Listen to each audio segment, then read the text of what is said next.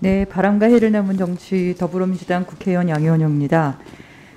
후보자께서 그 블로그를 다 지우셨어요. 계정도 삭제하고. 근데 우연히 남아있는 블로그에 보니까 그 글 중에 하나가 공동체의 이익에 반해 자신만의 이기적인 이익을 추구한 구성원에 대해서는 적절한 처벌이 필요하다는 식의 내용, 그런 글을 쓰신 건 기억나시나요? The Evolution of Cooperation이라는 글에서. 네. 그 우리 후보자께서 그런 처벌이 필요한 사람이 아닌지에 대해서 한번 좀 되돌아보셔야 되지 않을까. 이번에 장관으로서의 적절한 사람인지를 스스로 한번 성찰해 볼 필요가 있지 않을까라는 것이 제가 후보자께서 내신 여러 자료를 검토하면서 든 생각입니다. 꼭 공무원으로 먼저 시작을 하셨어요. 먼저 시작을 하셨는데, 근데 재직 시절에 자신의 스펙업을 위해서 이 국비와 세금을 이용하고 그런 지위를 이용한 게 아닌가, 이런 의심이 들 정도로의 내용입니다. 재직 기간이 총 13년 8개월입니다. 그중에 3년 10개월을 전체 근무의 한 30% 정도 되는 기간입니다. 병역 휴직하고 국외 훈련하고 유학 휴직을 했어요. 그러니까 실질적으로 공직에서는 9년 10개월 정도밖에 근무하지 않은 건데 나머지 3분의 1의 기간을 자신의 스펙업에 활용한 것으로 보여집니다. 근데 석사를 졸업한 후에 추가로 또 유학 휴직을 신청을 하셨어요. 지금 하버드에서 석사학위 받으실 때 국외 훈련 제도를 이용하셨죠? 예, 맞습니다. 네. 그때 지원받은 내역에 대해서 앞서 다른 의원님도 말씀하셨는데 저도 자료 요청했더니 기억이 안 난다 이렇게 하셨습니다. 답변을. 기억이 안 나는 게 아니고요. 사실 그때가 93년인데요. 지금으로 하면 30년 전입니다. 그때 자료가 없습니다. 아니 그때 얼마를 받은지 기억이 안 나신다고요? 저기 대학교 다닐 때 등록금 얼마 냈는지 기억나세요? 그 학비 등록금은 총무처에서 대학교 다닐 때 등록금 얼마 냈는지 대부분 기억을 하죠. 자기가 낸 비용은 기억을 하고 국가에서 유학 석사 공부하라고 준 비용에 대해서는 기억이 전혀 나지 않는다고요? 대학 등록금도 기억이 아물아물합니다. 아물아물하단 정도이지 이게 기억이 안 난다고 말할 수는 없겠죠. 그리고 석사학위 취득일이 95년 6월 8일인데 또 95년 6월 24일부터 유학 휴직을 썼습니다. 석사를 졸업한 다음에 휴직을 쓴 이유가 뭘까요? 석사 학위를 받았고요. 하버드에서는 일정한 학점을 충족하면 석사 학위를 부여하게 됩니다. 제가 그에 이어서 석 달 동안 넉 달 휴직을 추가한 것은 여름 학기에 기술 경제 관련해서 꼭 듣고 싶은 과목들이 개설됐기 때문에. 그 계절학기를 몇 학점을 드셨나요? 제 기억에는 아마 3학점 내지 4.5학점. 3학점을 듣기 위해서 지금 그걸 신청을 하시면서 급여의 50%를 지원받으셨죠? 제가 알기로는 그 급여 50%는 본봉의 50%인데요. 네, 본봉의 50%인데 이게 1년 이상의 국외 연수를 위하여 휴직한 공무원에 대하여 그 기간 중에 봉급의 5화를 지급할 수 있다고 되어 있습니다. 근데 계절학기 3학점 들으려고 4개월 동안 휴직을 신청을 하시면서 그 50%의 비용, 그 급여를 받으신 거예요?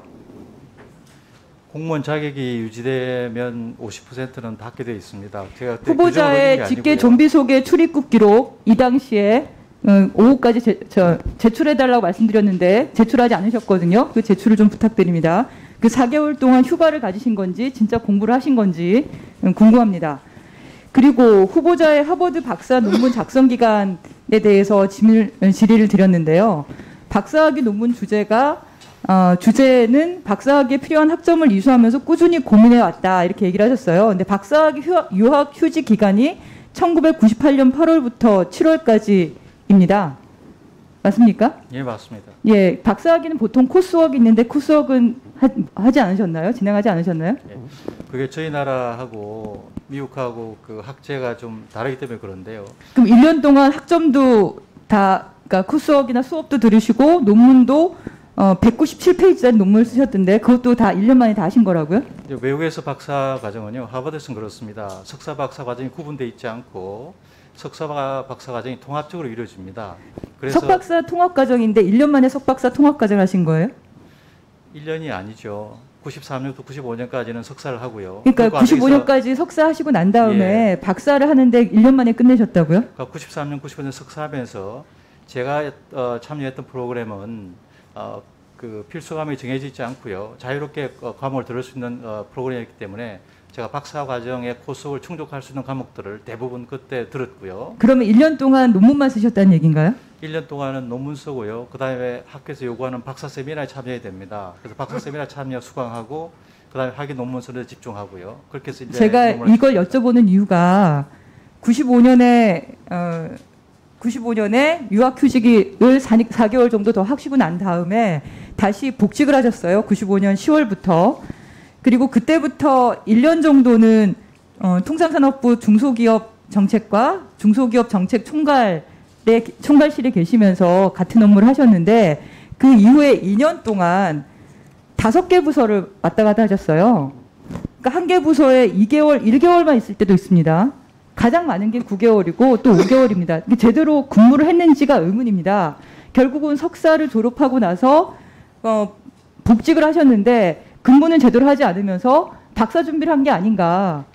1년 만에 논문을 197페이지, 이 논문 쓰는 것도 1년이 부족할 정도라고 보여지는데 과연 2년 만에 5개 부서를 이렇게 다니신 이유가 있습니까? 제가 두 가지 말씀드리겠습니다. 첫째, 각 부서별로 근무기간이 짧았다는 말씀이 계셨는데요. 제가 95년 복직한 이후에 중소기업 정책관실에서 중소기업청 만드는 일을 했고요.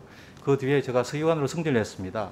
근데 서기관 승진하는 데는 보직이 없었기 때문에 무보직 서기관이라는 게 있습니다. 아시다시피. 네, 그거는 서기관은 같은 담당관실에 계실 때고요. 그 이후를 제가 말씀드리는 겁니다. 그 이후도 마찬가지입니다. 미주통상 담당관실, 무역정책과 그렇게 계속 그때도 무보직 서기관 상태인데요. 그때는 그 부처에서 중요한 현안이 있을 때 그 현안 부서에 무보직 서기관들을 이렇게 투입하는 그런 인사 배치가 있기 때문에 제가 여러 가지 그 현안 사항에 투입되는 그런 경력이 거기서 생긴 겁니다.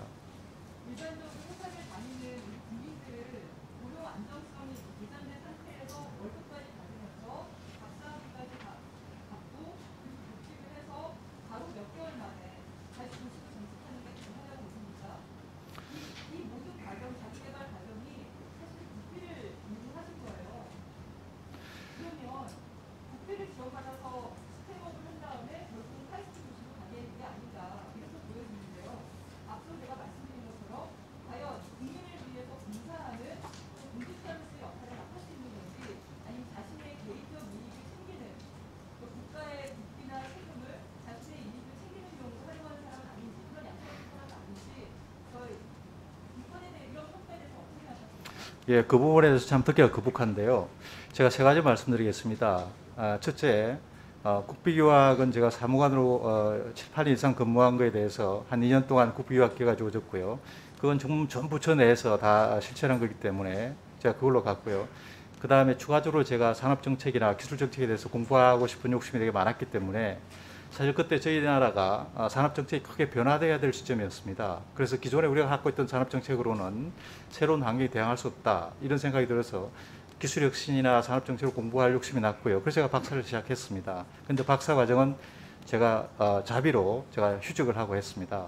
그래서 업무 복무기간이나 복무 규정을 다 준수했고요. 카이스트에 옮길 때 정부에서 공부한 것 또는 경력이 도움이 되냐 이제 이런 먹튀 논란이 있는데요. 제가 카이스트를 택한 거는 다른 대학에서도 오퍼가 많이 있었지만 다른 대학은 근무 경력의 반 이상을 인정해 줍니다. 근데 카이스트는 그렇지 않습니다. 강의 경력, 연구 경력이 외에는 일주 인정이 안 됩니다. 그래서 제가 카이스트 갈 때는 40의 나이에 전임 강사 1호봉으로 갔습니다. 전임 강사 1호봉의 연봉은 3천이 안 됩니다. 그렇게 해서 제가 거기서 22년 있었습니다. 제가 민간기업이나 해외로 나가지도 않았습니다. 오로지 기술혁신 연구하고 그 다음에 인재 양성에 제가 22년 동안 집중했는데요. 그걸 두고 제가 먹튀라고 말씀하시면 제 개인적으로는 동의하기가 쉽지 않습니다. 네, 다음 질문에 또 계속해 주시기 바랍니다. 다음 김성환 의원님 질의해 주시기 바랍니다.